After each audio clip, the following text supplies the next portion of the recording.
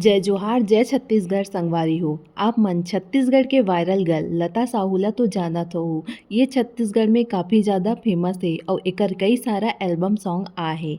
ऐसे ही एक और एल्बम सॉन्ग लेके आहे लता साहू जेमा बस्तर के हसीन वादियों और ओकर खूबसूरती ला दिखाते हुए एक बस्तरिया गाना पेश करही जेकर नाम है ए सगा बस्तरिया। और ए गाना ला अपन आवाज देहे भूषण पटेल और तीजन पटेल हा, जेमा लीड रोल करत हुए हमर छत्तीसगढ़ के वायरल भाभी लता साहू और कॉमेडी स्टार जीवन साहू हा नजर आही। ता संगवारी हो ए सगा बस्तरिया गाना ला 3 अगस्त 2025 सुबह 7 बजे MS म्यूजिक के यूट्यूब चैनल में रिलीज करे जाही।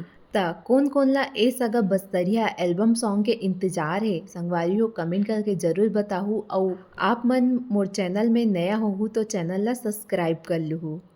ऐसे ही नया अपडेट लेके हमन ये चैनल में आथन और मिलबो नेक्स्ट वीडियो में। तब तक बर जय जोहार जय छत्तीसगढ़ संगवारी हो।